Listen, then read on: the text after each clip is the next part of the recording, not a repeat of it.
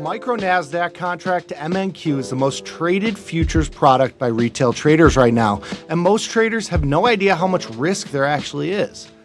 One NQ contract, that's the mini, is roughly $500,000 of NASDAQ exposure. Today, we show you the sizing and leverage rules that separate smart traders from getting blown out. Everything you need to know about NASDAQ and MNQ, Futures in Focus, sponsored by your Chicago Mercantile Group. See me? Yeah, it's a great topic today because the NASDAQ futures, both the NQ and the Micro NASDAQ, are the Micro NASDAQ is the most popular product by volume by retail or individual traders. So I think it's a great topic. It's become the most traded by retail at CME, and that's a little bit different than when I started 9 or 10 years ago.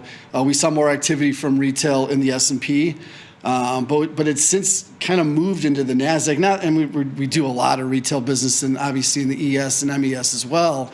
But I think because you've got like names like the Mag 7, right? Like all the big $1 trillion tech companies make up 40-50%, I think, of the NASDAQ. It basically is the market, right? I mean, when you're looking at it.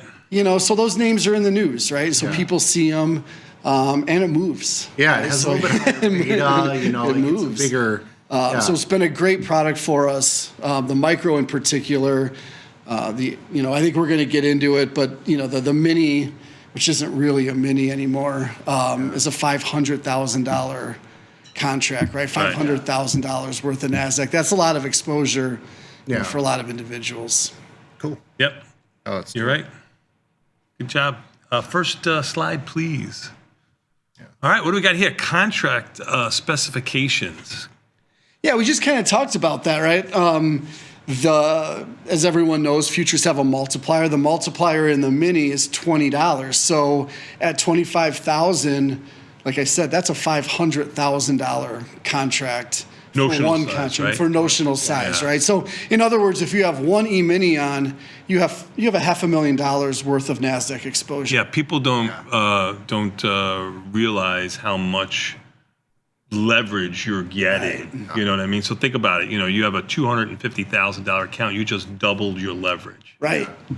Twice as much as your account, and that's a big account too. Yeah, it's a big account. Yeah, sure. You go down to a $50,000 margin account, which is more I don't know if it's the average, but I mean when you look at like industry standards, you've got your multi-million-dollar accounts, you've got your $2,000 accounts, 50-ish to 100,000 is somewhere in the average. You've just five times, right? And I think margin on that would be about 33,000 or something like that. So in 1999, the value of the NASDAQ 100 was around 2,250, right? So it was a mini, right? At 20 times 2,250, it's like $45,000 contract. Sure. In 2019, we launched the Micro. You guys have any idea what the value of the NASDAQ 100 was in 2019? I was absent that day. Were you absent that day? That day. I think it was like 8 or 9. Yeah, I asked you for a reason because when I did it a couple months ago for something, it surprised me. Mm-hmm. Yeah, it was 7,700. Yeah. So from 99 to 2019, it had tripled. So again, that mini had already become not as much of a mini. Right. It was 140, 150,000. Which is why we launched the Micro in 2019, which was 1/10 the size. So in 2019, the Micro was about $15,000 worth. Mm-hmm. Now it's 25. Like that surprised me. I didn't realize that from 19 to 25 it had gone from 7,700 to 25,000. Right. But it is but that is still a lot more manageable for individuals than the 500,000. You never realize how big small really is, right? Right. When you go back you start peering into what the specifications are. Where it's been and stuff like that. Yeah. Mm-hmm. So the Micro at $2 then instead of $20 is a $50,000. So that's a lot more manageable, I think, for a lot of individuals. Mm-hmm. Yeah, and we mentioned this with the E-minis too. The flexibility of these two sizes allows you to trade both of these at the same time. Like you don't have to be in one or the other because of the sizing difference. It allows you to kind of dynamically take positions off, via the smaller size. So if you're long one of the full E-mini contract and you're short 2 of the micros, it's basically reducing your size by that 20%. So you're taking off, some of that risk, and you kind of scalp out of it. Right. Totally. We talk all the time about how they allow people to scale into or scale out of positions. Yeah. You put a mini on if you do have that risk appetite and sort of scale out of it. You take 2 out, you have 8/10 of a mini. You could also scale by using the options too, side of it. Absolutely. I mean, you trade NASDAQ futures, you're trading from the short side, you think we're going lower, and we rally a little bit, well, then, you can sell a put against that, and you just reduced your size. And absolutely. now you've got a strategic position as opposed to just a directional position too, because you got the theta decay of the option. So there are many things you can do to get smaller. Totally. And like almost all the products we talk about, we have options on as well. Sure. Right, that are viable products. Yeah. You have to call the next slide, please. Yeah, let's go to the next slide here. Summary of comparison to the ES. Yeah. So, just to give a quick breakdown of like some of the mechanics here, they are cash settled, which is also positive too. So these, settle to whatever the cash value is at expiration. Makes a pretty easy trade in terms of like the management of the trade. Well, they're cash settled quarterly, right? Quarterly, right. So I hear a lot when I go to different events and stuff, like people that don't know futures get intimidated a little bit about like, the delivery mechanism, and they don't want an oil tanker showing up in their front yard and stuff like that, right? But these are, like, as you say, they're cash settled. So if you do want to hold it till it expires every quarter, it just expires into cash, and all of a sudden you're flat. Or you could roll it, right, which is a really easy mechanism. So the Z futures that are still alive today, which are not the front month future, right? It's the H. Starting to roll a little bit. Already rolled. Right? Yeah. We've rolled them at Tasty. Okay. You could still trade. They go off this Friday? Yes, exactly. Yeah, this Friday they'll go away. But you're trading, if you're trading the H futures, which are the ones that we are trading right now, and you're just looking at that I guess that'll be the Oprah code /NQ and then H.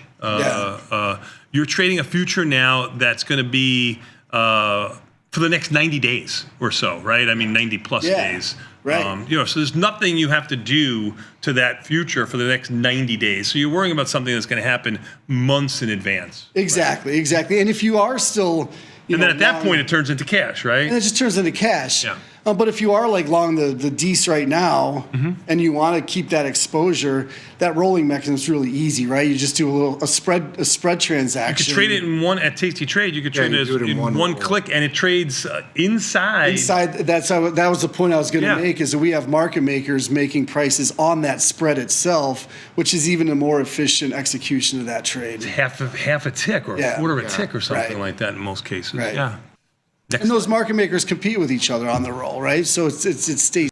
So a couple ways to just trade the NASDAQ. Obviously, you have a lot of tech exposure. So, the Mag 7 is pretty much in everybody's, everybody's got some long delta there, regardless of if it's, in your trading account or the IRAs, which we talked about earlier today.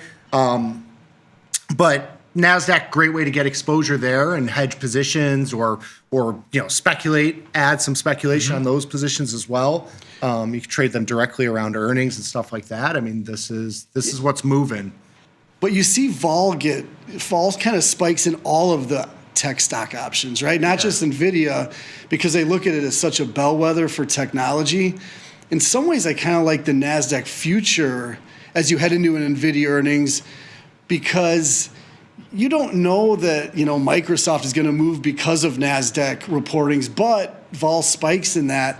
And maybe NASDAQ is a little bit more of a sort of overarching play on that, or yeah, we've traded like short equity vol delta wise with like NASDAQ and E-mini. So you kind of short the individual name volatility and then directional with the futures, and it's almost like a combined straddle with the two of them, because you're short vol in the equities, and then you have the static delta with the futures. You can kind of play it both ways of kind of it's kind of a two-way short vol play. so to speak. Yeah.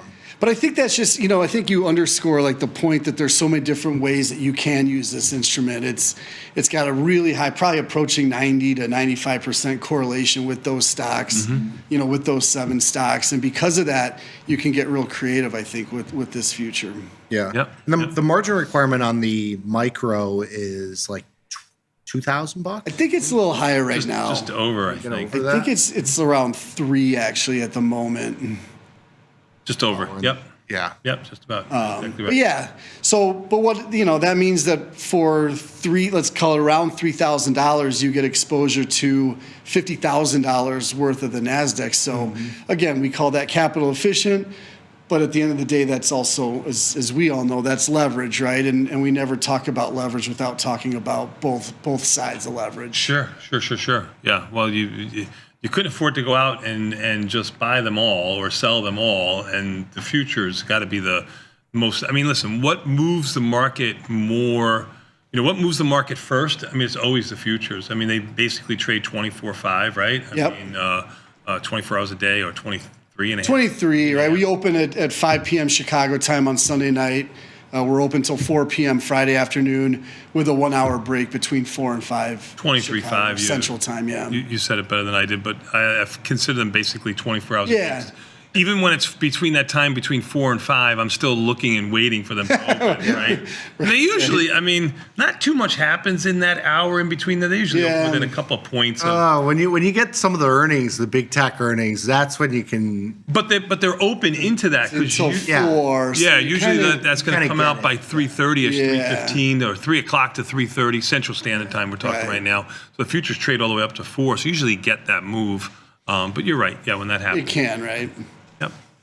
Next slide, please.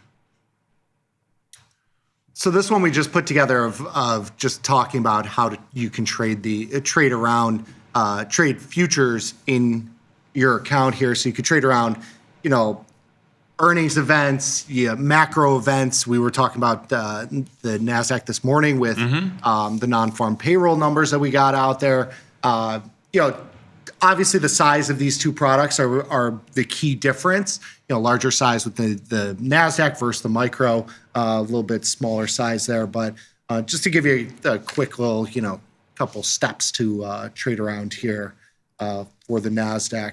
I think the next slide is really the more important one because, the NASDAQ obviously has all those hugely traded stocks in it. And so when you're using the NASDAQ E-minis or the micros, you can trade them as a hedge on your portfolio against long-term positions, against earnings, and that's kind of what we outline in this slide here. Yeah, kind of stuff. Some of the stuff we were talking about, exactly that. Yeah. Yeah. Anytime you're reducing delta, you're reducing risk in my eyes, right? I mean, I don't know. I know you add another component to it. Meaning there's a theta decay component, whether you're buying options or selling options. We prefer selling them, but you pick your poison, what you want to do. If you're reducing delta, you're reducing risk. And that's why it takes more buying power to do it too, right? So because you're reducing that directional risk. Yeah, please go ahead. Totally. No, I think that's exactly right. And like Nick points out, a lot of people are long these stocks, even if they don't know they're long these stocks, right? The Mag 7, if you will. And this is a great way to sort of trade around that position. Another way of taking this big notional value and making it smaller is by doing some sort of vertical spread or diagonalized spread or anything else like that, where you'll look at your buying power, and if your buying power is reduced, then again, you have less risk than what the future represents. So you're taking this big notional value of a future and bringing it down tenfold sometimes. Totally. And I think that's particularly important when you look at the options because the minis tend to be a little bit more liquid than the micros in terms of the options. Agreed. And if you're trading that mini option, that's a $20 multiplier. So that gets to be a fairly large option pretty quickly. Sure. But do a call spread, a put spread, these things you're talking about, you kind of reduce some of that. Totally. And it allows you to trade them overnight. Yes. You have a little bit more access to it. So, looking at that spread and being able to trade it is a benefit of those products. Oh, 100%. And do yourself a little trader hack, which is really just common sense, not really a trader hack. You just mentioned that the micro options aren't as liquid. Micro options and futures trade at the same price as the big boy future, right? As the ES or the / NQ. The options are going to trade at the same price also. So do yourself a little bit of a favor, price discovery, since the options are so tight and liquid in the E-mini S&P and the NASDAQ big future. See what the price to that is, and then just put it in that you want to sell or buy it at the same price at the micros. When it trades that price on the bigger future, it's going to trade that price. I'll take that one too. Totally, it's a great point. Like I love that you made that point, and because it's a little bit wider, it's generally not going to be that one tick wide, or that price discovery mechanism or. You don't want to just go in at the market, right? Totally, makes perfect sense. Good job. Cool. And then just getting on to the next slide here. So, talking about the NASDAQ here. You do have a higher beta exposure, which is obviously a benefit and a risk as well. But from on really any time frame, NASDAQ typically moves with a higher volatility in both directions here. So allows you, from a scalping perspective, and we've been scalping all morning, and NASDAQ yes, you have. Allows you 10, 20, 30 handles. It can happen quick, but these are big products, so it's important to understand that as well, though. Yeah, and like I said before, I think that's part of the reason that they have become even more popular than the S&Ps or SPOOs, as we say, among retail traders, is because they do move a little bit more. They trade with a little bit more vol, and it's a little bit bigger contract too, even notionally. I just like the way that you guys spelled out like your sort of overall percent gain or loss on a $25,000 portfolio with one contract to each of these. I thought it was an interesting way to look at it, because it can get a little confusing because of the margin, right? So you put up, and I think we're a little bit lower on the margin here, but put up, let's say, $3,000 on a $50,000 contract, and maybe you've got $25,000 in your account. They're looking at probably overnight margin requirements. Yeah, it could be. Is that what it is? Mm-hmm. But just interesting, like the impact on a hypothetical $25,000 account is 2% on a micro. On a 1% move, 20% on a mini. I like the way that you guys spelled that out in terms of like the impact on your overall portfolio or account. Well, everybody always looks at from the rosy point of view, and I've always said this, and I've said it consistently on this show. Everybody helps me spend my profits. Like, I never, Christmas time comes, everybody's, they're happy. Nobody wants to take any of the losses. So those are the ones that you really have to, nobody comes to your rescue when you have a loss. So you really have to look at it on I know futures provide a lot of leverage, but you got to understand that, with that leverage comes risk too. And you shouldn't, at least I don't think you should be looking at, losses that are 20% of your account. Get a lot smaller. Yeah. I think you can be, you can even watch Nick scalping so far this morning, and he's had some nice scalps in there.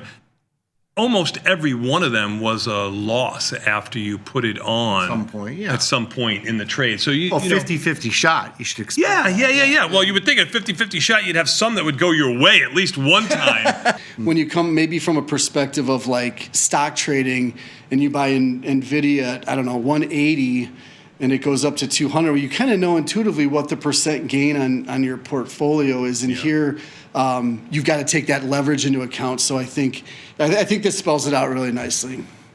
But here's our takeaway. This is a perfect slide if you want to just like print this out, put this on. Yeah, you should keep it on your dashboard or your screensaver. So NASDAQ 100, you get the $20 a point on the NASDAQ futures, minis at $2. Got cash settlement. Of course, this is one of the most liquid. If not, is it the most liquid now? It's not going to pass the E-minis, but the micro. So if you look at it, and it's a good point because I want to make sure that I'm clear, because I did mention that NASDAQ is more, we're doing more volume among the retail crowd in NASDAQ now. But if you look at the exchange overall, we're still doing more volume in the S&P futures than we are in NASDAQ, and that makes sense, right? From an institutional perspective, I think there's more money benchmarked to the S&P 500 than any other index in the world. So, you're going to get a little bit of a difference there. Both of them are extremely liquid equity index products, though.